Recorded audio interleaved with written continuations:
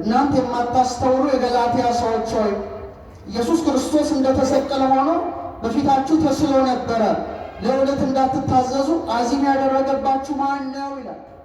ስለዚህ ሁለቱ ዓይኖቻችን ሰሎሞን እንዳለው ክርስቶስን ማየት ካልቻሉ ታውረዋል። ሁለቱ ጆሮቻችን ድምፁን ሰምቶ ይሆን? ሥጋዬን የበላ ደሜን የጠጣ የዘላለም ሕይወት አለው የሚል ድምፅ ነው። ይሄን ያልሰማ ጆሮ ደንቁሯል። ሁለቱ የአፍንጫ ቀዳዳዎቻችን መዓዛ ቁርባኑን አሽትተዋል። ወጣቶች ያሽተዋል ወይ? ምንድነው አፍንጫችን እያሸተተ ያለው? ሽቶ ነው።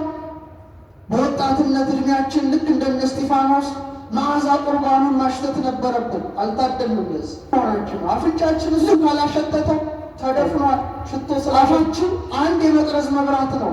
ስጋውን መብላት፣ ደሙን መጠጣት፣ የታረደውን ፍሪዳ ማጣጣም ያስፈልጋል። ስጋው የሚጣፍጥ መብል ነው ይላል አባ ጊዮርጊስ። ደሙም የሚጣፍጥ መጠጥ ነው።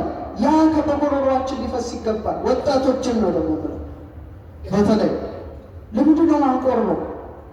በሰሞኑ በስመ አብ ወወልድ ወመንፈስ ቅዱስ አሐዱ አምላክ በአብ ስም አምኜ አብን ወላዲ አስራጺ ብዬ በወልድ ስም አምኜ ወልድን ተወላዲ ብዬ በመንፈስ ቅዱስ ስም አምኜ መንፈስ ቅዱስን ሰራጺ ብዬ ምንም ላጠይቁ አካላት በስም በግብር በአካል በኩነታት ሶስት በደንብ በአምላክነት በፈጣሪነት በእበይ በክብር አንድ አምላክ በሚሆን በልዑል እግዚአብሔር ስም በማመን አምላክን በወለደች በድንጋሌ ሥጋ በድንጋሌ ነፍስ በጸናሽ በእናታችን በቅድስተ ቅዱሳን በድንግል ማርያም አማላጅነት በቅዱስ እስጢፋኖስ ቃል ኪዳን በማመን ረድኤተ እግዚአብሔርን አጋዥ አድርጌ እጀምራለሁ።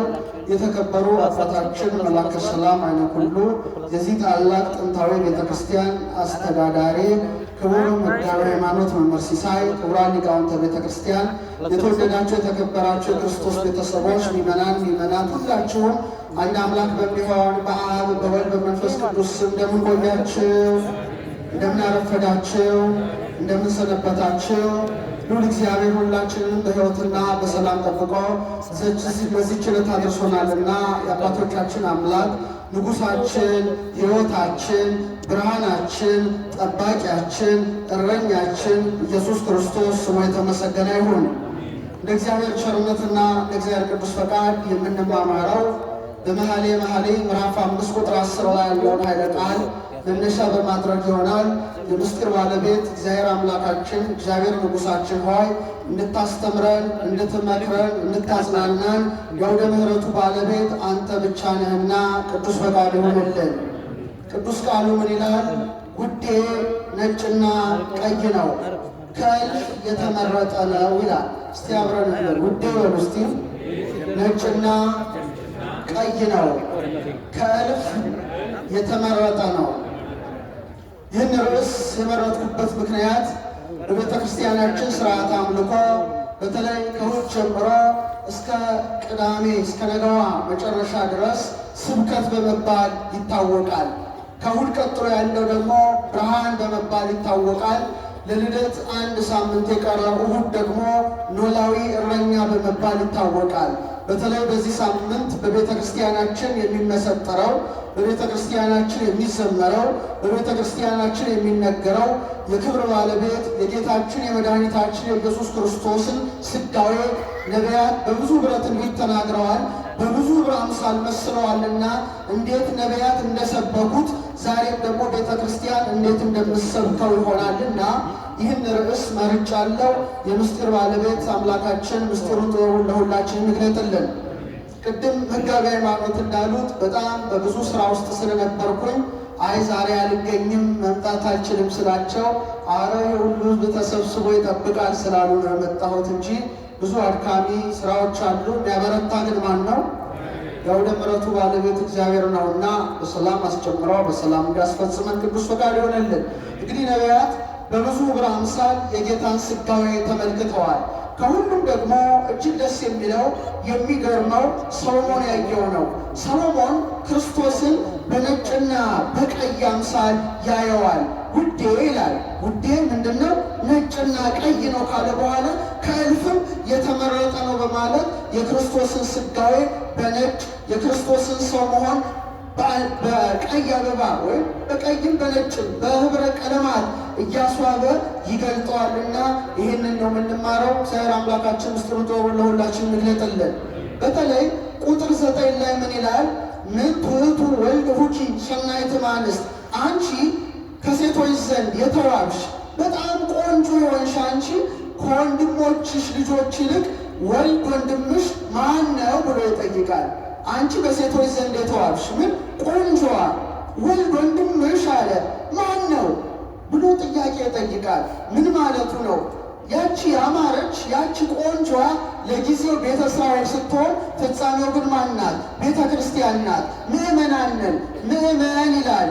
ወልድ ወንድምሽ እግዚአብሔር ወልድ ከነቢያትና ከአበው ዘንድ ማንን ይመስላል? ማንንም አይመስልም። ምክንያቱም የእግዚአብሔርን ወልድ ውበት የሚተካከል አለ እንዴ? የለም። እሱ ለንጽጽር ምን ይላል? ምን ትሑቱ ወልድ ሁቺ ሰናይት እምአንስት፣ አንቺ በሴቶች ዘንድ የተዋብሽ ሆይ ከወንድሞች ልጆች ይልቅ ወልድ ወንድምሽ ማን ነው? ምን ይመስል? ያማርሽ ክርስቲያን፣ ያማርሽ የክርስቲያን ሰውነት ወልድ ወንድምሽ። ምን ወንድምሽ? ጌታን ወልድ ይለዋል። ምክንያቱም ተቀዳሚ ተከታይ የሌለው የአብ የባህሪ ልጅ ነው። ወንድም ይለዋል።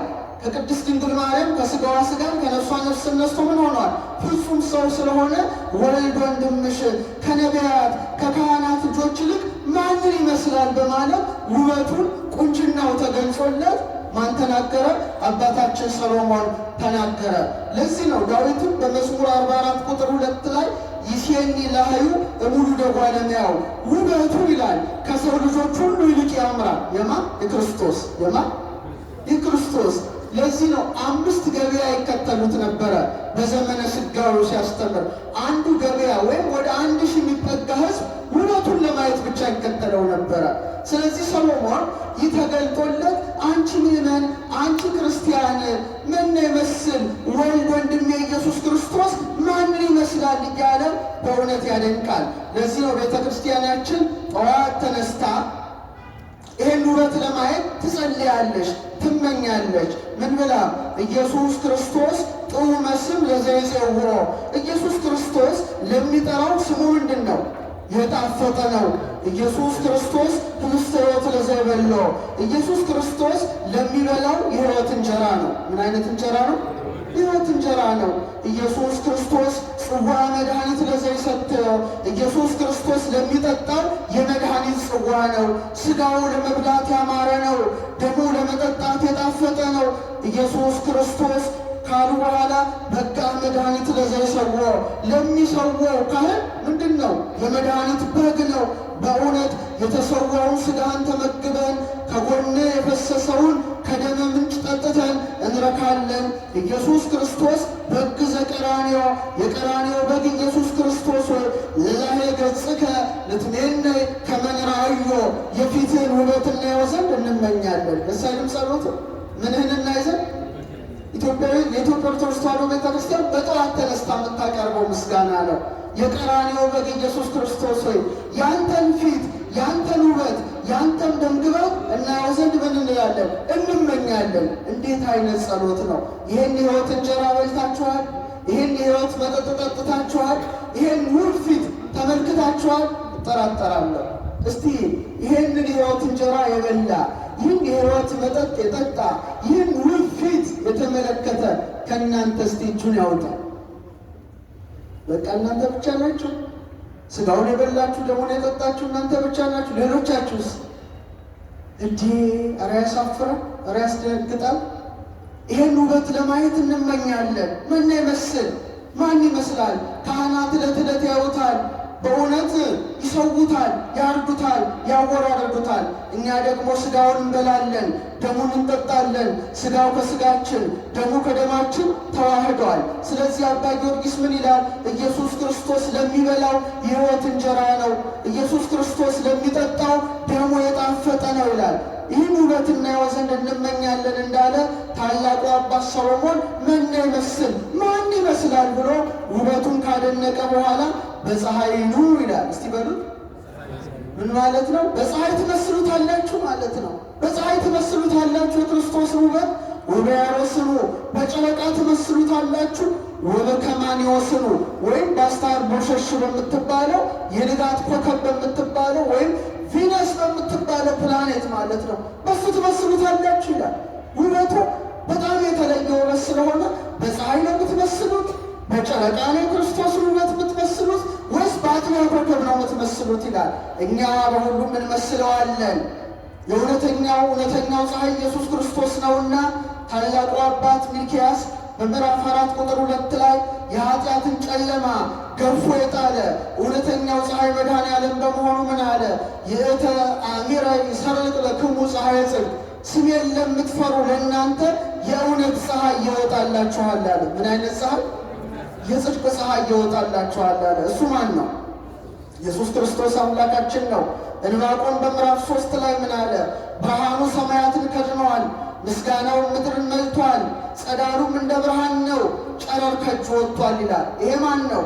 የድንግል ማርያም ልጅ መድኃኔዓለም ነው። ስለዚህ በፀሐይ ነው ይላል ሰሎሞን። ይህንን አምላክ በፀሐይ ትመስሉታላችሁ ይላል። እውነት ነው። ሰሎሞን በፀሐይ መስሎ አልቀረም። በምድር ላይ ሲመላለስ የኔና የእናንተ አምላክ ኢየሱስ ክርስቶስ ታቦር ተራራ ላይ ጌትነቱን በገለጠ ጊዜ ፊቱ እንደ ፀሐይ ምን ይላል? አበራ ይላል። አያችሁ? ወአብርሃ ገጹ ከመ ፀሐይ፣ ፊቱ እንደምን አበራ? እንደ ፀሐይ አበራ። እውነተኛው ፀሐይ ማን ነው? እሱ ራሱ ነው። ወአልባሲሁኒ ኮነ ጸዓዳ ከመ በረድ፣ ልብሱም እንደ በረዶ ምን ሆነ? ነጭ ሆነ ይላል። ንጹሐ ባሕርይ አምላክ ስለሆነ። ስለዚህ ሰሎሞን ምን አለ? ይሄ ነጭም ቀይም የሆነ ውዴ አለ ከእልፍ የተመረጠ ነው።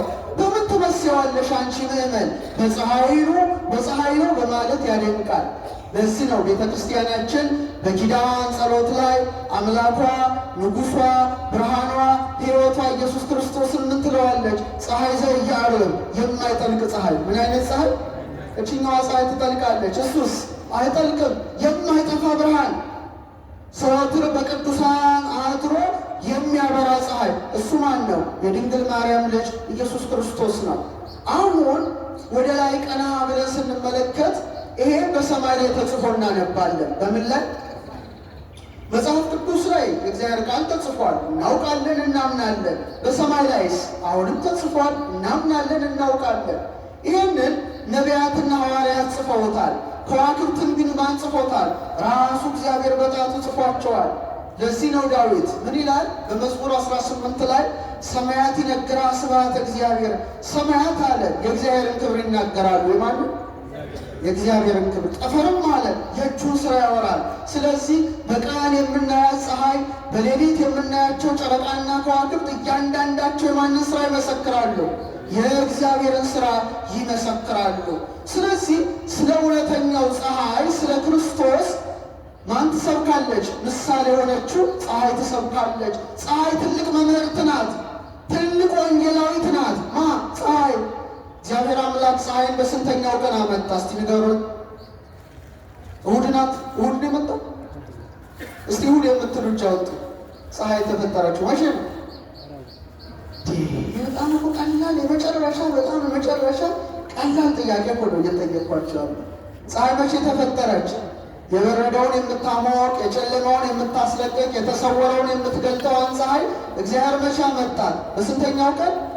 በአራተኛው ቀን። በስንተኛው ቀን? በቃ ይሄ ማለት ትልቅ የወንጌል ትምህርት ነው።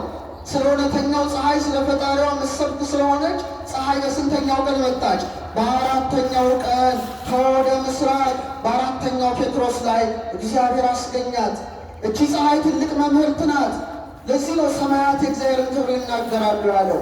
ፀሐይ በአራተኛው ዕለት የመጣችበት ትልቅ ምክንያት አላት። እግዚአብሔር በአምስተኛው ቀን ሊያመጣት ይችላል፣ ሊፈጥራት በሦስተኛው ቀን ሊፈጥራት ይችላል፣ በመጀመሪያው ቀን ሊያመጣ ይችላል። ምንም ፀሐይ ግን በስንተኛው ቀን አመጣት? ንገሩኝ። በአራተኛው ቀን። ለምን ይመስላችኋል? እውነተኛው ፀሐይ ተቀዳሚ ተከታይ የሌለው የአብ የባሕርይ ልጅ ሰው የሚሆነው መቼ ነው? በአራተኛው ዘመን ስለሆነ ነው። በስንተኛው ዘመን? በአራተኛው ዘመን። ስንት ዘመናት ነበሩ ከክርስቶስ በፊት? 3። እሱ ጋር ሲደርስ 4 ሆነ። የመጀመሪያው ዘመነ አበው ይባላል። እስቲ በሉት። እስከምናየው ያዕቆብ ድረስ ያለ ከዛ ሁለተኛው ዘመን ከነ ሙሴ ከነ ኢያሱ ጀምሮ ዘመነ መሳፍንት ይባላል። ምን ይባላል? እነ ዳዊት የነበሩበት ዘመን ደግሞ ምን ይባላል? ዘመነ ነገሥት ይባላል። እነ ዘሩባቤል የነበሩበት እስከ ክርስቶስ ልደት የነበረው ዘመን ደግሞ ዘመነ ካህናት። እስቲ በሉ ድገሙት። ስለዚህ የመጀመሪያው ዘመነ አበው፣ ሁለተኛው ዘመነ መሳፍንት፣ ሶስተኛው ዘመነ ነገሥት፣ አራተኛው ልክ በዘመነ ካህናት በአራተኛው ክፍለ ዘመን እውነተኛው ሊቀ ካህናት ኢየሱስ ክርስቶስ ከቅድስት ድንግል ማርያም ተወለደ። ክብር ምስጋና ለስሙ። ያ ሥርዓት ሰማይ ላይ አስቀድሞ ታትሟል። ዝም ብሎ አይሆን አይደለም። እንደገና የያዕቆብ ነገድ 12 ነው። 12ቱ ነገድ እስራኤል ይባላሉ። ስንት ልጆች አሉት? 12 ያዕቆብ። ጌታ ሰው የሆነው ከስንተኛው ልጁ ይመስላችኋል? አሁንም ከአራተኛው። የመጀመሪያው ስሙ ሮቤል ይባላል። ሁለተኛው ልጁ ስሙ ስምዖን ይባላል። ሶስተኛው ልጁ ስሙ ሌዊ ይባላል። አራተኛው ይሁዳ ይባላል። ማን ይባላል? ምስፍና ምልክና ከሱ ወገን የሆነ አራተኛው ይሁዳ ተወለደ። ስንተኛው? አራተኛ ልጅ። አሁንም ደግሞ ልክ ጌታ እውነተኛ ፀሐይ ነውና ፀሐይ በአራተኛው ዕለት እንደመጣች የይሁዳ አንበሳ የተባለ ኢየሱስ ክርስቶስም በአራተኛው የያዕቆብ ልጅ ምን ሆነ? በኩል ከተገኘች ከቅድስት ድንግል ማርያም ያለ አባት ተወለደ። ስለዚህ መጀመሪያ ምስጢሩን ያስቀመጠው የት ላይ ነው? ፀሐይ ላይ። እስቲ በሉ ፀሐይ ላይ። ታላቁ ሊቅ ቅዱስ ያሬድ ምን ይላል? በተለይ ድጓ በሚባል መጽሐፉ ላይ ዘእስጢፋኖስ ላይ እምስሮ እሴ ፀሐይ ሰረቀ፣ ከእሴ ባህሪ አለ ፀሐይ ወጣ፣ ወአድኃነ ዓለመ በምጽአቱ፣ በመምጣቱ ዓለምን አዳነ። ብርሃን ዘእምብርሃን ዘመጽአ ውስተ ጽልመት፣ ክብሮሙ ለቅዱሳን፣ የቅዱሳን ክብራቸው ከሰማየ ሰማያት የወረደው እውነተኛው ብርሃን ማን ነው? የድንግል ማርያም ልጅ እውነተኛው ፀሐይ ኢየሱስ ክርስቶስ ነው። ክብር ምስጋና ለእሱ ይሁን። ስለዚህ ድንግል ማርያም በምን ትመሰላለች? በሰማይ። በምን? በሰማይ ላይ ምን አለ? ፀሐይ እንደሚገኝ ቅድስት ድንግል ማርያምም ሰማይ ሆነ ማንን ወለደችው? ሰረቀ ለነ እምኔኪ ፀሐየ ጽድቅ፣ ከአንቺም እውነተኛው ፀሐይ ኢየሱስ ክርስቶስ ተወለደ አለ ቅዱስ ኤፍሬም። ረድኤቷ በረከቷ ይደርብን። አባ ጊዮርጊስም ኦ ሰማይ ዳግሚት ዘወለደቶ ለፀሐየ ጽድቅ ዘውእቱ ብርሃነ ቅዱሳን ዘሰደዶ ለጽልመት፣ ጨለማን ያስወገደው ሞትን ያሳደደው እውነተኛውን ፀሐይ የወለድሽው ሁለተኛ ሰማይ ሆይ ይላታል። ስንተኛ ሰማይ? ሁለተኛይቱ ሰማይ ሆይ ይላታል። ያደንቃታል። በረከቷ ይደርብን። ስለዚህ በፀሐይ ነው ይላል ሰሎሞን። ይሄ ነው በፀሐይ ትመስሉታላችሁ ክርስቶስ ይላል። እውነት ነው እንመስለዋለን ሰሎሞን።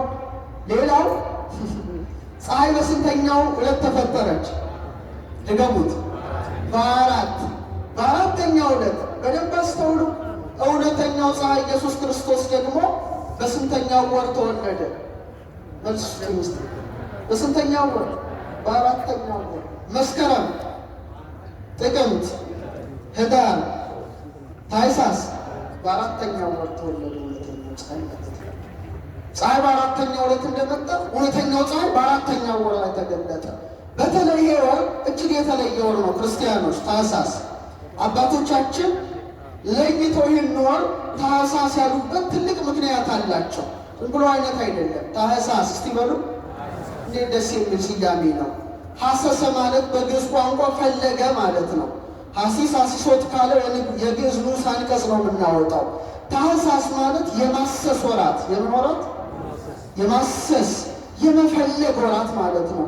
የሚታሰስ አለ ማለት ነው። የሚፈለግ አለ፣ ፈላጊ አለ፣ ተፈላጊ አለ። ፈላጊዎቹ ማን ይመስሏቸዋል? ሰብአ ሰገል። ተፈላጊው ማን ነው? እውነተኛው ፀሐይ ክርስቶስ ነው። መሪው ምንድን ነው? ኮከብ ነው። የማቴዎስ ወንጌል ምዕራፍ 2 ላይ አይቴ ሀሎ ዘተወልደ ንጉሥ አይሁድ፣ የተወለደውን ንጉሥ ወዴት አለ? እስመ ርኢነ ኮከበ ዚአሁ በምስራቅ ወመጻእነ ከመ ንስግድ ሎቱ፣ የእርሱን ኮከብ በምስራቅ አይተን ለእርሱ ልንሰግድ መጥተናል ብለው አስሰው ማንን አገኙት? እውነተኛውን ኮከብ እውነተኛውን ፀሐይ ኢየሱስ ክርስቶስን አገኙት ነው። ስለዚህ ፀሐይ በስንተኛው ዕለት መጣች? በስንተኛው ዕለት መጣች? በአራተኛው ክፍለ ዘመን በዘመነ ካህናት። በአራተኛው ትውልድ በነገደ ይሁዳ በአራተኛው ወር የሚወለደው ኢየሱስ ክርስቶስን ጠቋሚ አድርጎታል ማለት ነው። ምን ፀሐይ በፀሐይ ኑ በፀሐይ ትመስዪዋለሽ ማለት ይሄ ነው። ሌላው ታኅሳስ አራተኛ ወር ላይ ለየት ያለ ነገር በሰማይ ይከናወናል። ምንድን ነው ስትሉ ቀኑ ምንድን ነው? ቶሎ ይመሻል አይመሽም? የገና ጀንበር ሲባል ታውቃላችሁ፣ ቶሎ ይመሻል፣ ቶሎ ይጨልማል። ሰኔ አካባቢ ደግሞ ቶሎ አይመሽም። በአሁኑ ሰዓት ለምሳሌ 1 ሰዓት ምናምን ጉዳይ ሰኔ ላይ ብርሃን አለ። አሁን ግን ቶሎ ምን ብሏል? ጨልመዋል። ለምንድን ነው የሚጨልመው? ለምን? በሚጨልምበት ወር ጌታ ተወለደ። በተለይ ደግሞ በ182 ቀን አንዴ የዓመቱ አጭር ቀን ይከናወናል። በዚህ ወር ውስጥ ማለት ነው። እኛ ምድር ወገብ ላይ ኢኩዌተር ላይ ስላለ ብዙ አናውቅም እንጂ ወደ አውሮፓ ብትሄዱ ከቀኑ 9 ሰዓት ላይ ጭልምልምልም ይላል። ወደ ሰኔ አካባቢ ደግሞ ብትሄዱ እስከ ምሽቱ 5 ሰዓት አካባቢ ብርሃን አለ።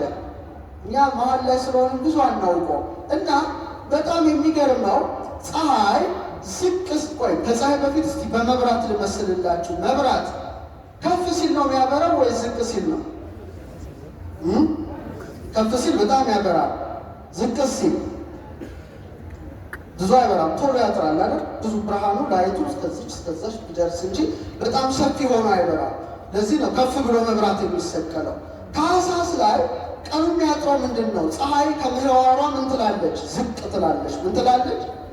ፀሐይ ከምህዋሩ ዝቅ ብሎ በሚያበራበት ወር ላይ እውነተኛው ፀሐይ ዝቅ ብሎ በምን ተወለደ?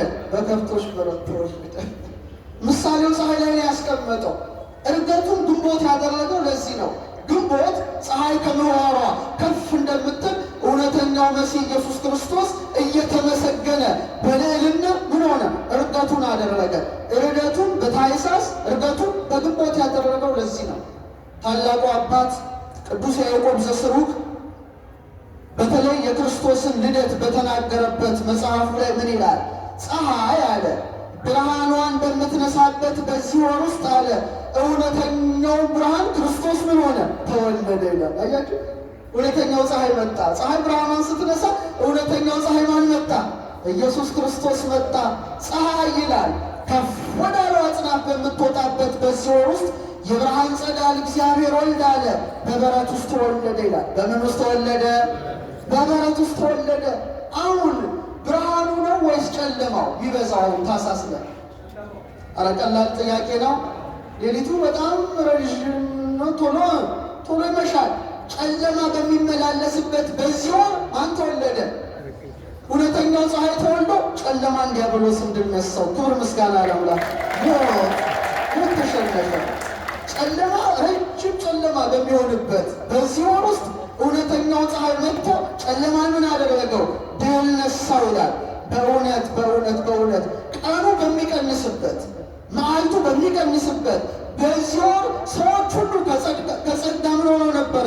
ቀንሰው ነበረ፣ ጎድለው ነበረ። ያን ጉድለታቸውን ሊመላ እውነተኛው ፀሐይ ኢየሱስ ክርስቶስ ከቅድስት ድንግል የት ተወለደ? በከብቶች ንገሩን፣ በከብቶች በረት ተወለደ ይላል። እውነተኛው ፀሐይ በበረት ውስጥ አበራ። ያን ጊዜ ጨለማ ምን ሆነ? ለፀሐይ ቦታውን ለቀቀ። ፀሐዩ ማን ነው? ክርስቶስ ነው። ለምን በሌሊት ተወለደ ይላል ሊቁ። ዓለም ሁሉ ምንድን ነው? በጨለማ ውስጥ ነበረ ጌታ ሲወለድ። እውነተኛው ብርሃን በጨለማና በሞት ጥላ ውስጥ ያሉትን ሁሉ ብርሃኑን ሊሰጣቸው እውነተኛው ፀሐይ እሱ ስለሆነ በምን ተወለደ? በጨለማው ሰዓት ተወለደ። ሌሊት ተወለደ። ሌሊት ሰልጥኖ ነበረ። ያን የሌሊትን ጨለማ ሊገፍ የኔና የእናንተ አምላክ በበረት ተወለደ። አሁን ልደቱን ልናስብ ጥቂት ጊዜ ቀርቷል። ሌላው ይሄ ወር አራተኛው ወር እኛ ሀገር ነው፣ ብዙ አናውቅም። እኛ የሚገርማችሁ ብዙ ነገር አናይም። መሀል ላይ የሆነ ሰው እኮ ብዙ አያውቅም። ወደ ሌላ ዓለም ብትሄዱ በጣም ቀዝቃዛ ነው። አሁን ኢየሩሳሌም ብትሄዱ ክረምት ነው። ቤተልሔም ብትሄዱ አሁን በጣም ቀዝቃዛ ነው። ቅጠሉን ብታዩ ረግፎ እንደው አጥንት ነው የሚቀረው። ስኬለተን ዝም ብሎ ድንድ እንጂ ቅጠል የለም፣ በሙሉ ይረግፋል። አውሮፓ ብትሄዱ፣ አሜሪካ ብትሄዱ አሁን ክረምት ገብቷል። እኛ ጋር ነው በጋ። ቤተልሔም እስራኤል ብትሄዱ አሁን ክረምት ነው፣ በጣም ይቀዘቅዛል። ቅጠሎች ሁሉ ይረግፋሉ። የሰማችሁ?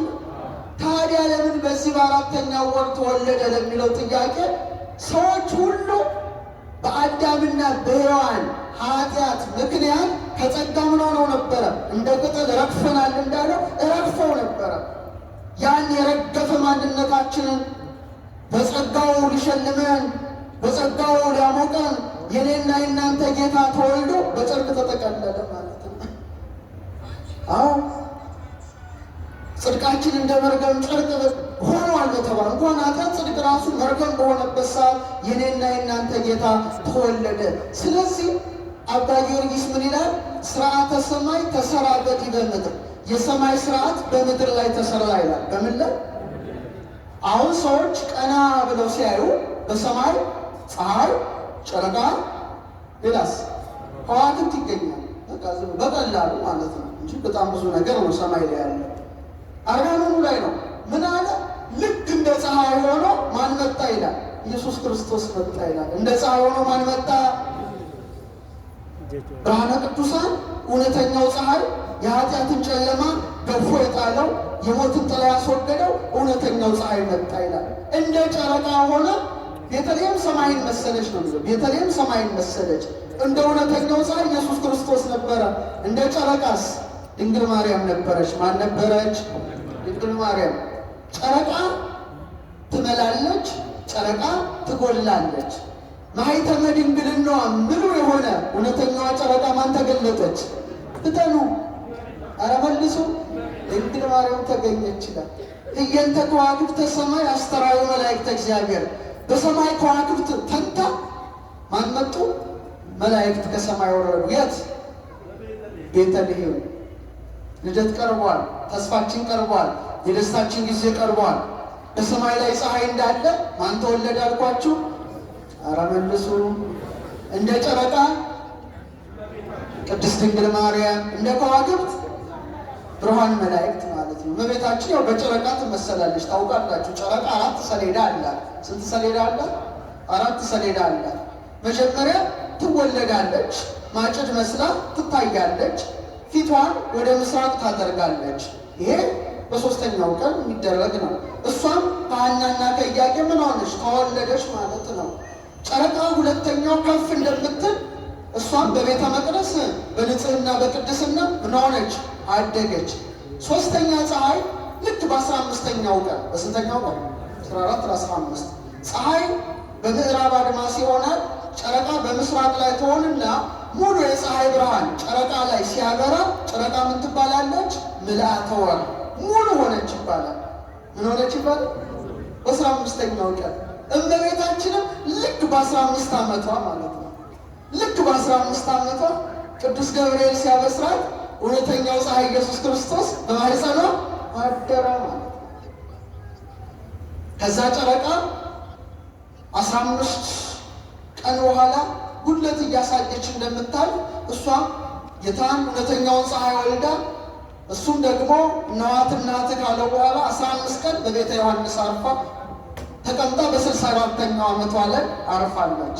በኋላም በ3ኛው ቀን ተነስታል። በረከቷ ይደርብን። አመስግኗት ይቻላል። ስለዚህ ነው በፀሐይኑ ይለዋል ጌታን፣ በፀሐይ መስሏል።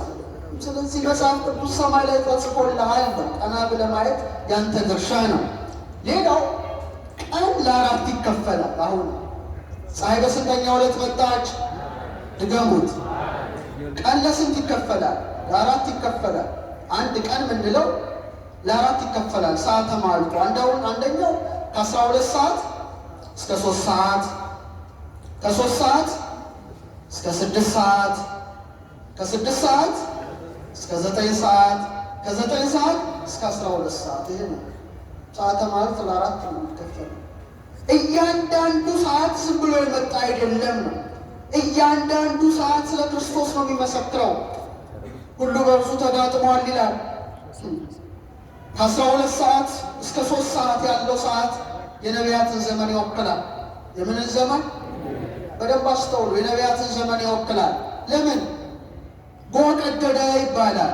ጨለማ ነበረ። ከዛ በምስራቅ አድማስ ቀይ የሆነ ብርሃን የመጣ ያኔ ጨለማው መራቁን ብርሃን መቅረቡን ሰዎች ምን እያሉ ይመጣሉ? እያሰቡ ይመጣሉ። ነቢያትም ተስፋ ነበራቸው። ማን ይወለዳል? እውነተኛው ፀሐይ ይወለዳል እያሉ ትንቢት ይናገሩ ነበረ። የተአሚር የሰረጥ ለክሙ ፀሐይ ጽድቅ፣ የእውነት ፀሐይ ይወጣላችኋል እያሉ ይመሰክሩ ነበረ። ከ1 ሰዓት እስከ ስንት ሰዓት? ከ12 ሰዓት እስከ ስንት ሰዓት? እስከ 3 ሰዓት ያለውን ሰዓት አስቡ። ይሄ የነቢያት ጊዜ ነው። ይሄ የተስፋ ጊዜ ነው። የንጋት ኮከቡ ክርስቶስ ይወለዳል ብለው ትንቢት የተናገሩበት ጊዜ ነው። ብዙም ድምቀት የለውም አይደለም።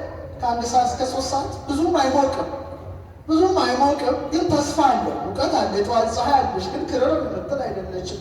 እነሱም ከእውነተኛው ዘመነ ስጋዊ ያልደረሱ በተስፋ ብቻ ነው የሚመለከቱት። ለዚህ ነው ለምሳሌ እመቤታችን ሻይ ሶሎሞን መኑ ይእቲ ዛቲ እንተ ትሄውስ ከመጓ፣ እንደ ጎህ የምትጎበኝ እቺ ማናት ይላል። ምትጎበኝ ትሄውስ ካለ ምትጎበኝ ጎህ ናት ይላታል ድንግል ማርያም። ምንድን ናት? ጎህ። በቃ ጎህ ማለት ፀሐይ ሊመጣ መሆኑን የመቃረቢያ ምልክት ነው። እውነት አሰብ ጎህ መጣ ማለት ጠዋት ላይ ፀሐይ ሊወጣ ነው ማለት ነው። እሷም እውነተኛው ፀሐይ ክርስቶስ ከመምጣቱ በፊት 15 ዓመት ቀድማ ተገኝታለች። ጎህ አድርጓታል።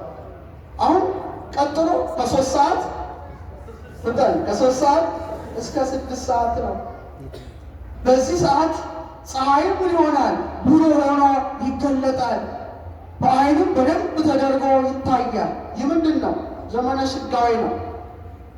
ልክ 3 ሰዓት ላይ የእግዚአብሔር መልአክ መጣ። ዝም ብሎ አይደለም ሰዓቱ። ልክ 3 ሰዓት ላይ ነው ቅዱስ ገብርኤል የመጣው።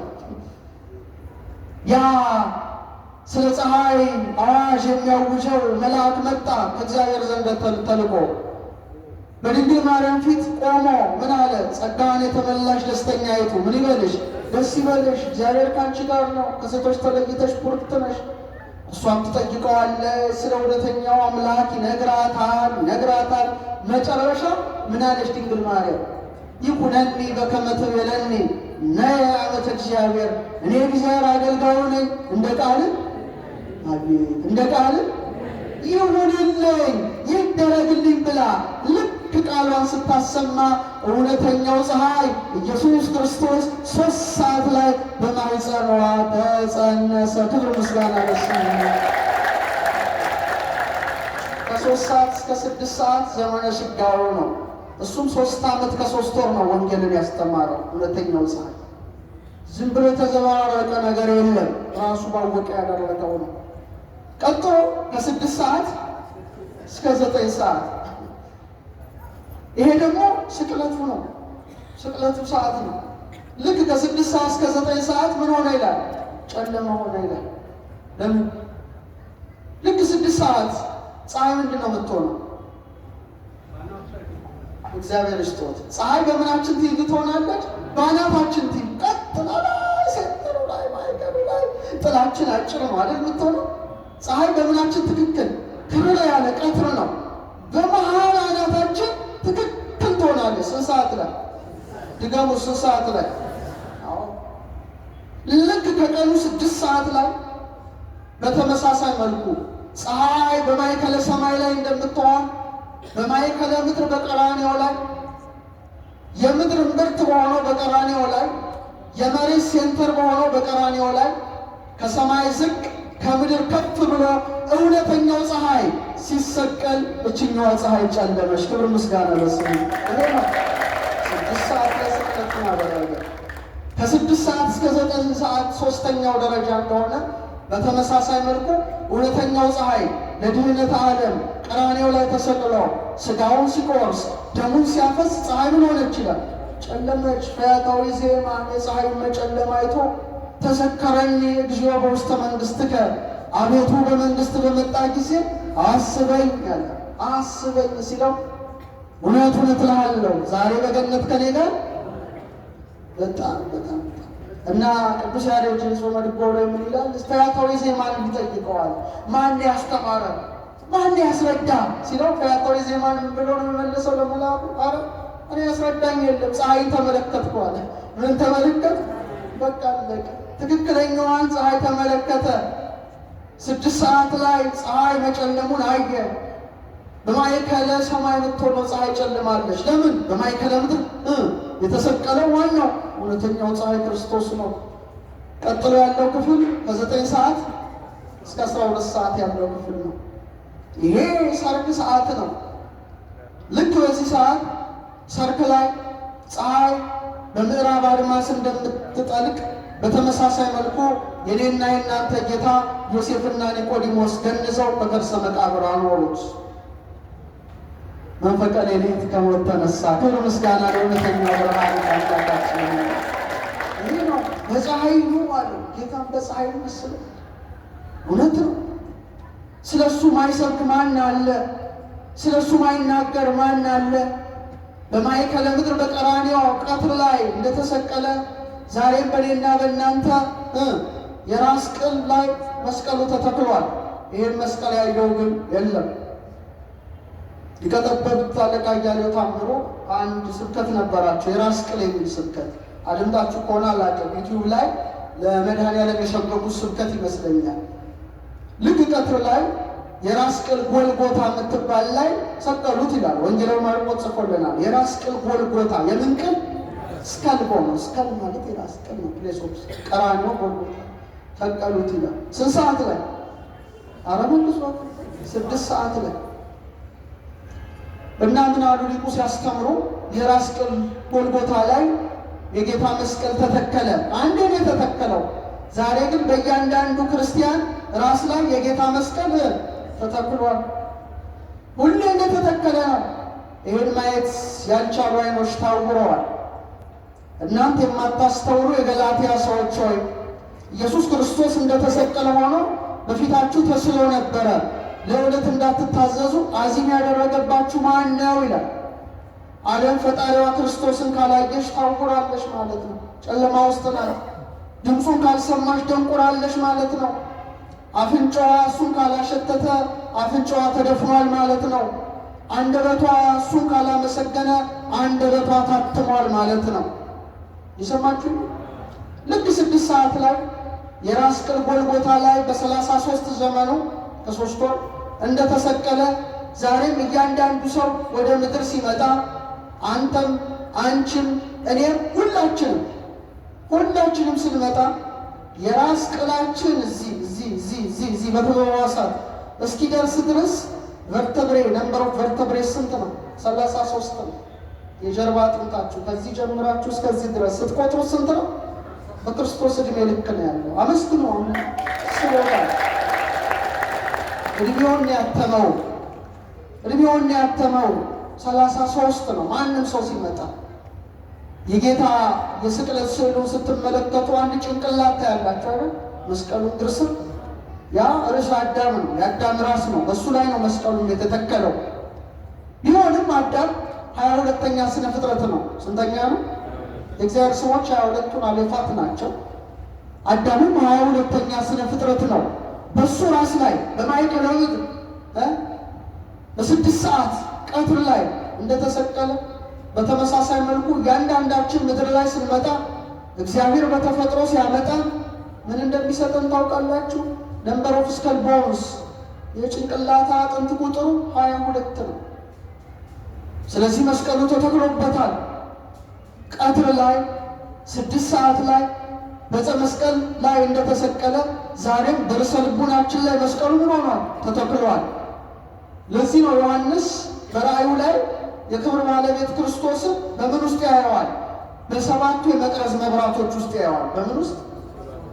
7 መብራቶች ብላችሁ አስበው። መቅረዝ ተቋም ብላችሁ እስራኤል ካልሆናችሁ ሊገባችሁ አይችልም እንጂ 7 ማብሪያ ያለው በሉት። በቃ በቀላሉ መብራት አላቸው፣ ይበራል። እና ዮሐንስ ክርስቶስን በዛ እውነተኛው ፀሐይ ፊቱ እንደ ፀሐይ ያበራ ነበር ይላል።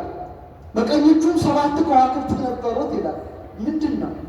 7 አብያተ ክርስቲያናት ግን ወደ እኛ ስናመጣው አንተ እኔ አንቺ ነን። ጥበብ ቤቷን ሰራች ይላል ሰሎሞን ምሳሌ 9 ላይ ጥበብ አነጸት ላቲ ቤተ። ጥበብ ለራሷ ምን ሰራች? ቤትን። ዋቀመት ላቲ 7 አዕማደ፣ 7 ምሰሶዎችን ለራሷ አቆመች። ጥበብ ማን ነው? እግዚአብሔር ነው። ቤቱ ምንድን ነው? ዩኒቨርስ ነው፣ ዓለም ነው። 7ቱ ምሰሶዎች ምንድን ናቸው? 7ቱ ዕለታት ናቸው። ይህ ብቻ አይደለም። ጥበብ ማን ነው? ኢየሱስ ክርስቶስ ነው። ቤት ምንድን ነው? እኔ፣ አንተ፣ አንቺ ማደሪያዎቹ ነን። ልክ እንደ 7 ምሰሶ መክብበ ሐዋሳት በሆነ የራስ ቅላችን ላይ 7 ምሰሶዎችን አደረገ። ስንት አይኖች አሉ? 2። ስንት ጆሮዎች አሉ? ኧረ 1። ስንት የአፍንጫ ቀዳዳዎች አሉ? ስንት አፍ አለ? ሲደመር 7 ምሰሶዎች እነዚህ ናቸው። ስለዚህ 2 አይኖቻችን ሰሎሞን እንዳለው ክርስቶስን ማየት ካልቻሉ ታውረዋል። 2 ጆሮዎቻችን ድምፁን ሰምቶ ይሆን? ድምፁ ምን የሚል ነው? ሥጋዬን የበላ ደሜን የጠጣ የዘላለም ሕይወት አለው የሚል ድምፅ ነው። እነሆ ከደጅ ቆሜ አንኳኳለሁ፣ ማንም ድምፄን ቢሰማ ቢከፍትልኝ ወደ እርሱ እገባለሁ፣ ከእርሱም ጋር እራት እበላለሁ። አቤት የፍቅር መልእክት ነው! የበጎች እረኛ እኔ ነኝ የሚል ድምፅ ነው። ይሄን ያልሰማ ጆሮ ደንቁሯል። 2 የአፍንጫ ቀዳዳዎቻችን መዓዛ ቁርባኑን አሽትተዋል። ወጣቶች ያሽተዋል ወይ? ምንድን ነው አፍንጫችን እያሸተተ ያለው? ሽቶ ነው። በወጣትነት እድሜያችን ልክ እንደነ እስጢፋኖስ መዓዛ ቁርባኑን ማሽተት ነበረብን። አልታደልንም። ለዚህ ልክ 80 ዓመት ሞልቶ ሲያስቀይ ቤተሰብ አዝሎ አፍ እንዲተከፍቶ ለመቁረብ ሲመጣ ምን መሆናችን ነው? አፍንጫችን እሱን ካላሸተተ ተደፍኗል። ሽቶ ስላሸተተ ያሸታል አይደለም። አፋችን አንድ የመቅረዝ መብራት ነው። ስጋውን መብላት፣ ደሙን መጠጣት፣ የታረደውን ፍሪዳ ማጣጣም ያስፈልጋል። ስጋው የሚጣፍጥ መብል ነው ይላል አባ ጊዮርጊስ። ደሙም የሚጣፍጥ መጠጥ ነው።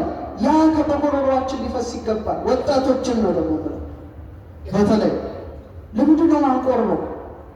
በሰሞኑ ግብፅ ነበርኩኝ። እዛም ተመላልሻለሁ እና ያስቀደሰ ሁሉ ይቆርባል እዛ ማለት ነው። ስጋውን ደሙን ይቀበላል። በእርግጥ እኛም ካልቆረብን እንድናስቀድስ ትእዛዙ አያዝም። ዘይተመጠውን ቁርባን ይሰገድ እንደ ቤተ ክርስቲያን ነው የሚለው። ራሳችን እያዜምን ነው የሰማችሁ። ቅዳሴው መቀደሱ ክርስቶስን ልንበላው ልንጠጣው ልንዋሃደው ነው እንጂ ሌላ አይደለም። እና ቅዳሴ ጠበል ላይ ነው ድብድቡ። ጉድ እኮ ነው። እና ለምንድን ነው እየጠየቅኩኝ የምትቆርቡት? ዕለት ዕለት በምን ሰዓት ሰማዕትነት እንደሚመጣ አይታወቅም። እዛ እንደኛ አይደለም። አንዱ አሸባሪ አፈንድቶ የሚሞት አሉ ብዙ። ምንድን ነው የሚሉት? ክርስቶስን ሳንበላና ሳንጠጣ ሞት እንዳያገኘን ነው። ከየትም ወደ እሱ በልተነው ነው ጠጥተነው ነው መሄድ ያለብን። ዝም ብሎ በንዝህላል ተቀምጦ አይደለም። እየበላ ነው ጠጥተነው ወደ እሱ ወደ ሰማያዊ ሙሽራ ወደ ክርስቶስ መሄድ ምን አይነት መባረክ ነው! መባረክ ነው ብሎ ያስባሉ። እና ንስሐ ሲገቡ ጠይቃለሁ ሁሉ ንስሐ ስትገቡ አልኳት ምንድን ነው ቀኖናው? ጾም፣ ጸሎት፣ ስግደት ነው እኛ የሚሰጠው ጥሩ ነው በየቱ። እዛ ግን አይደለም። 2 ሳምንት እንዳትቆርብ ተብሎ ይከለከላል። አንድ ወጣት፣ አንድ እናት፣ አንድ ሴት ወዘተ 2 ሳምንት እንዳትቀበል ከተባለ ኦክሲጅኑ ቆመ ማለት ነው። አዘነ። ክርስቶስን አያየው፣ ክርስቶስን አያደምጠው፣ መዓዛ ቁርባኑ በአፍንጫው አይገባም። አጣጥሞታል። 2 ሳምንት ክርስቶስን ሳይቆርብ ኖረ ማለት ኦክሲጅኑ ቆመ ማለት ነው። ለዛ ክርስቲያን ያሳፍራል። ወደኛ ስንመጣ በነጠላ ብቻ የተሸፈነ አምልኮት አይሆንም። ስለዚህ መብራታችን አይበራም ነው። እውነተኛው ፀሐይ እኛ ላይ ማብራት አለበት። ስላላበራ ነው ይህ ሁሉ የሆነው። ስለዚህ የሰማችን ኦርቶዶክሳዊ በእኛም ልቡና እውነተኛው ፀሐይ እንዲያበራ ቅዱስ ፈቃድ ይሆንልን። ሌላችን ነገራችን ትምህርት እንዳጠቃል ፀሐይ 4 ከዋክብት ታስከትላለች። ስንት ከዋክብት ይገሙት?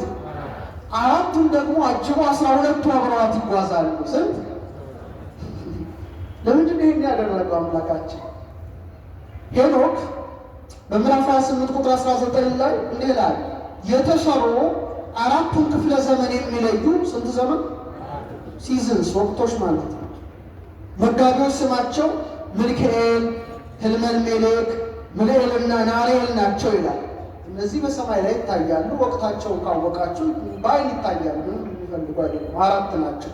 ስለዚህ እነዚህ 4ቱ መራያውን ከዋክብት 91 ቀን ከ15 ኬክሮስ ፀሐይን ይከተላሉ። ማንን ይከተላሉ? ፀሐይን ይከተላሉ። በሳይንሱ አልዴባራን፣ ሬጉለስ፣ አንታረስ፣ ኮማልሃውት ይባላሉ። በሳይንሱ ይታወቃሉ 4ቱ ታላላቅ ከዋክብት እና በተለይ አልዴባራን የሚባለው ሚካኤል የሚባለው ነው። ማየት ከፈለጋችሁ ዛሬ አለ፣ ዛሬ ይታያል።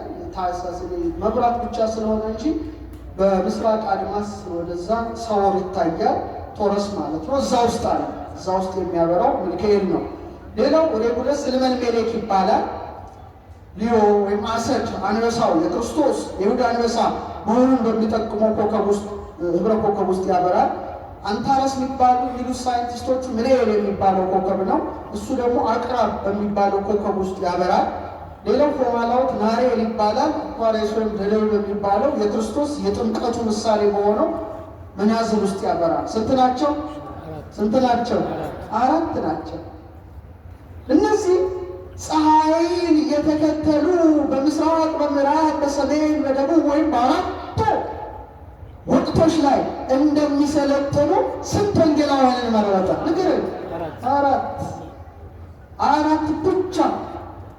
አንደኛው ማን ነው? ሁለተኛው ማን ነው? ሶስተኛው ማን ነው? አራተኛው ማን ነው? ዮሐንስ ነው። በብሉይ ዘመን እውነተኛው ፀሐይ እግዚአብሔር አራት ታላላቅ ነቢያትን ኢሳይያስን፣ ኤርምያስን፣ ሕዝቅኤልን፣ ዳንኤልን እንደመረጠ ከፀሐይ የተገኘው እውነተኛው ፀሐይ ልጁ ደግሞ አራቱን ወንጌላውያንን መረጠ። ማንን? ማቴዎስን፣ ማርቆስን፣ ሉቃስን፣ ዮሐንስን። አራቱን ተከትለው 12ቱ መናዝል ደግሞ ፀሐይን እየተከተሉ እንደሚጓዙ ስንት ሐዋርያትን መረጠ? 12 መረጠ። በብሉይ 12 ረቂቅ ነቢያት፣ በሐዲሱ ደግሞ 12ቱ ብርሃን ከዋክብትን መረጠ።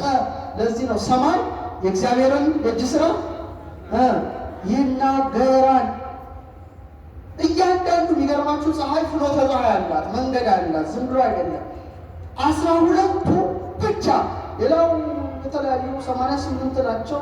አንዱ በዚህ ጋር ይሄዳል፣ አንዱ በዚህ፣ አንዱ በዚህ። የፀሐይን መስመር የሚከተሉ ከዋክብት ስንት ናቸው? 12 ብቻ ናቸው። ኤክሊፕቲክ ይባላል ፍኖተ ፀሐይ። ፍኖተ ፀሐይ እያንዳንዳቸው በ30 ዲግሪ ያሉ እንደ ሰርክል በሉ 360 ዲግሪ። በጣም ይገርማል። እሱም ስንት ሐዋርያትን መረጠ? መልሱ 12። ለዚህ ነው በጥንት ጊዜ 12 ሆነው የሚቀድሱት ካህናት። ዛሬው ነው ያለው 5 አልነበረ ወይ 12 ወይ 7 ነበር። 5 የጊዜ ብዛት ሲመጣ አይቀር ጊዜ ዓመት ነው አይሆንም። 7 ልኡካን ወይ 12 ልኡካን ሆነው ይቀድሳሉ። 12 ልኡካን ሆነው ከቀደሱ በ12ቱ ብርሃን ከዋክብት አምሳል። እነዚህ ስጋዊ ነው፣ እነዚህ ደግሞ መንፈሳዊ ነው። እነዚህ ፀሐይ ነው የሚከተሉት። እነዚህ ካህናት ደግሞ እውነተኛው ፀሐይ ሊቀ ካህናት ክርስቶስን ነው የሚከተሉት። ወይ 7 ሆነው ሊገቡ ይችላሉ። ስንት ሆነው? 7 ዕለታት አሉ። እግዚአብሔር ሁሉም በሰባት አዋቅሯል። በቀኝ እጁም 7 ከዋክብት ነበሩ ይላል። ፀሐይ፣ ጨረቃ፣ 5 ፕላኔቶች የሰው ፊት ላይ 7 ነገር እንዳስቀመጠ ማለት ነው። ከቃሉ ጋር ናችሁ። እግዚአብሔር ከሁላችን ጋር ይሁን። ስለዚህ ምን አለ? በፀሐይ ትመስዪዋለሽ ካለ በኋላ ወበሄሮስ ነው አለ። ደግሞ በጨረቃ ነውን? እስቲ በሉ። የጨረቃስ የራሷ ብርሃን የላትም። ብርሃን የምትቀበለው ከማን ነው? መልስ ስጡ። ፀሐይ ነው። ሰሎሞን ዳዊት ምን አለ? ዙፋኑን በፊቴ እንደ ፀሐይ ይኖራል፣ ለዘላለም እንደ ጨረቃ ይጸናል፣ ምስክርነቱን በሰማይ የታመነ ነው። መዝሙር 88 በቅንፍ 89 ከ36 እስከ 37። ጨረቃን ስታስብ ማንን ታስባለህ? ዮሐንስ መጥምቅ። ዮሐንስ መጥምቅ በዮሐንስ 1:8 ላይ ስለ ብርሃን ሊመሰክር መጣ እንጂ እርሱ ብርሃን አልነበረም፣ ለሰው ሁሉ የሚያበራው እውነተኛ ብርሃን ወደ ዓለም ይመጣ ነበር። እሱ ማን ነው? ክርስቶስ ነው። የፀሐይ ብርሃንን የምትቀበል ማን ናት? ኧረ መልሱ። ጨረቃ ናት። የእውነተኛውን ፀሐይ የክርስቶስን ብርሃን የተቀበለ ማን ነው? ዮሐንስ ነው። መንገድ ጠራጊው ነው። ቤተ ክርስቲያን ናት። ካህናት ናቸው። ሊቁ ምን ይላል? ካህናት ጨረቃ ናቸው ይላል። ምንድን ናቸው? ጨረቃዎች ናቸው። ጨረቃዎች ናቸው። ለምን? ጨረቃ የፀሐይን ብርሃን እንደምትቀበል ከእውነተኛው ፀሐይ ከክርስቶስ ምን ተቀብለዋል? ስልጣነ ክህነትን ተቀብለዋል። ከፀሐይ የተለየ ጨረቃ ምን የላትም? ምን የላትም? ብርሃን እንደሌለ ከእውነተኛው ከክርስቶስ ክህነትን ያልተቀበለ ብርሃን የለውም ወይም ክህነት የለውም። ለዚህ ነው የክህነት ሰንሰለት ያልተቋረጠው እዚህ ቤተ ክርስቲያን። ሌላው ተነስቶ ካህን ነኝ ይላል። አይሰራም፣ አይሆንም። በትክክለኛው መስመር የእኛ በማርቆስ በኩል የመጣ ሰንሰለት ነው እስካሁን ያልተቋረጠ። ያ ከሆነ ጨለማ ነው። ጨለማ ደግሞ ሊያበራ አይችልም። ስለዚህ ጨረቃ ሆነው ማን ተገልጠዋል? ካህናት፣ ቤተ ክርስቲያን ተገልጠዋል። ለዚህ ነው ቤተ ክርስቲያን ቅዳሴ ሲቀደስ ስርዓተ ቤተ ክርስቲያን ወይም የቅዳሴው ስርዓት ምን ይላል? ሁለት መብራት አንዱን በቀኝ አንዱን በግራ በመንበረ ታቦቱ ላይ አብሩ ይላል። ስርዓቱ እዛው ላይ ተጽፏል። ዙሪያውን ደግሞ የቀናዲል መብራቶች ይብሩ። ቤተ ክርስቲያን የጠፈር ምሳሌ ናት። በቀኝ የሚበራው መብራት የፀሐይ፣ በግራ የሚበራው መብራት የጨረቃ፣ ዙሪያውን የሚበራው መብራት የከዋክብት አምሳል ሰማይ አድርጎ ገልጧታል ቤተ ክርስቲያን። ወበያወስኑ ካለ በኋላ ወበከማኔወስኑ የመጨረሻ ነው። ወስ ባስታርጎ ሸሻለ። እቺ ምንድና ቪነስ ናት። ዝሁራ ትባላለች። ምን ትባላለች? ዝሁራ። ዛህራ ማለት በግዕዝ ቋንቋ አበራ ማለት ነው። ዛሬ አለች ግን አሁን ጠልቃለች። ታኅሳስ አካባቢ ላይ ወደ ምዕራብ ልክ ዞር ስትሉ በጣም ደምቃ በጣም አብርታ የምትታይ አንዲት ብሩህ አካል ታያላችሁ። እሷ ምንድን ናት? አስታርጎሸሽ ወይም ኮከበ ምዕራብ ምንድነው? ቪነስ የምትባለው ፕላኔት ነው። ጠዋት ደግሞ በምትታይበት ጊዜ ኮከበ ጽባ ትባላለች። የንጋት ኮከብ። የምን ኮከብ? ልክ ፀሐይ ከመውጣቷ በፊት በምን ትታያለች? በምስራቅ አድማስ ወሯን ጠብቃ። አሁን ግን ታኅሳስ የጌታ ልደቱ ነው። እንገራችሁ በሙሉ ሰማይ ላይ የሚታዩት ከዋክብት ስለ ልደቱ ነው የሚጮሁት። እንዴት አድርጌ እንደማስረዳት እንደምችል አላውቅም። ከዋክብት ምልከታ ቢኖር ኖሮ ማሳየት ይቻላል። የሰብአ ሰገል ከዋክብት አሉ ወጥተዋል። አሁን በስተ ምስራቅ አቅጣጫ ስትወጡ 3 ቀበቶ ይሰሩዋሉ። እነዚህ የሰብአ ሰገል አምሳል ናቸው። እና በሱ ትመስያለሽ ይላል ሰሎሞን። በማን? በዚች። ለዚህ ነው ራሱ ክርስቶስ በራእይ 22:16 ላይ እኔ ኢየሱስ በአብያተ ክርስቲያናት ዘንድ ይህን እንዲመሰክርላችሁ መልአኬን ላኩ። እኔ አለ ደስ ሲል እኔ የሚለው ቃል እኔ የዳዊት ሥርና ዘር የማን የሚያበራ የንጋት ኮከብ ነኝ አለ። የሚያበራ የምን ኮከብ ነኝ? ራሱ ማለት እኔ ራሴ የሚያበራ የንጋት ኮከብ ነኝ አለ። ፀሐይን ስታይ እሱን ታየዋለህ። ይህን የሚያበራ የንጋት ኮከብ ስትመለከት እሱን ታየዋለህ። ለዚህ ነው ቅዱስ ጴጥሮስ በረከቱ ይደርብን በልቡናችን ዘወትር የሚያድር ብርሃናችን መድኃኔዓለም ክርስቶስ ነውና በንጋት ኮከብ መስሎ በሁለተኛ ጴጥሮስ መልእክቱ ምዕራፍ 1 ቁጥር 19 ላይ ምድርም እስኪጠባ ድረስ የንጋትን ኮከብ በልባችን እስኪወጣ ድረስ በምናችን ድንቅ ነው። እሱ ነው መድኃኔዓለም ነው። በእያንዳንዳችን መቅደስ ሰውነታችን ሊያበራ ይገባል። ብርሃኑ እንዴት ነው? እያበራ ነው። የማን መቅደስ ነን? አትፍሩ፣ አይዟችሁ። የእግዚአብሔር ምኖቹ ነን እንዴ? ቆይ እሺ፣ ቤተ ክርስቲያን የማን ቤት ናት? እኛስ የማን ቤት ነን? በቃ እቺ በቅብዓ ሜሮን ትባረካለች። እኛ ራሳችን አናጢ መጥቶ ሲሚንቶውን አድርጎ በግንቡ ሁሉ አድርጎ ይሰራታል። መጨረሻ ላይ ሊቀ ጳጳሱ በቅብዓ ሜሮን ይባረካታል። የማን ማደሪያ ትሆናለች? እኛንስ የሰራን ማን ነው? በራሱ በእጁ ነው። እኛን ለየው በእጁ በራሱ በአልፋ እግዚአብሔር እጅ ይወድ እጆች ሰሩኝ አበጃጁኝ ይላል። እጆች ሰሩኝ። ደስ አይል? ፊታችሁን በመስታወት ስታዩ ደስ አይላችሁ? እኔ በጣም ነው የምንፍነከነከው ሁሉ ያየሁት። ምክንያቱም እግዚአብሔር በእጁ ሰርቶኛል። የሕይወትን እስትንፋስ ባፍንጫው ምን አለበት ገብቷል። ይህ ውስጥ ሕያው መቅደሱ ነው። ስለዚህ ስንት እግሮች አሉ?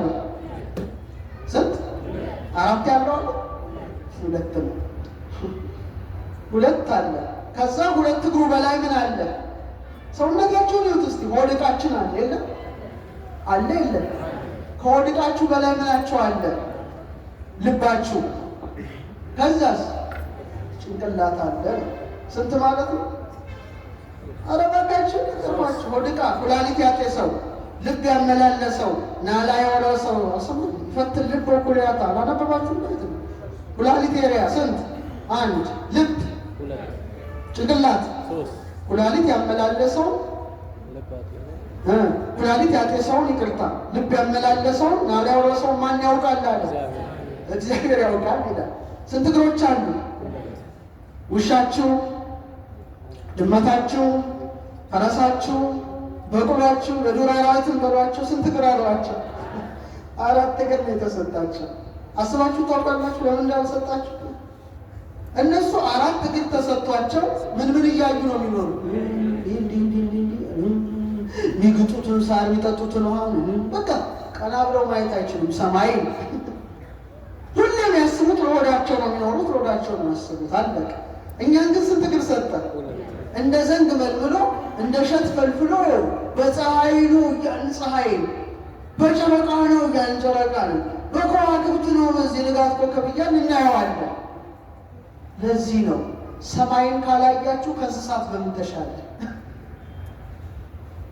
2 እግር እኮ የሰጠ ይሄን እንድታይ ነው። ሰማያት ይነግራ ስብሐተ እግዚአብሔር ስመ ሰገልን እንድትሆን ነው እኮ።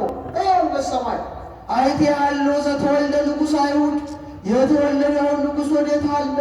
እስመ ርኢነ ኮከበ ዚአሁ በምስራቅ የእርሱን ኮከብ በምስራቅ አይተን ወመጻእነ ከመ ንስግድ ሎቱ ለእርሱ ልንሰግድ መጥተናል እያልክን እንድትፈልገው እኮ ነው ራሱ መድኃኒዓለም እውነተኛውን ፀሐይ እንጂ መሬት እያየ ስለ መብላት ስለ መጠጣት ስለ መውለድ ብቻ ካሰብ 4 እግር ይገባ ነበር። ስንት እግር ግን አለ? ቤተ መቅደሱ ሲሰራ ዝም ብሎ አልተሰራ፣ ሆድ ነው፣ ምስጢሩ ነው።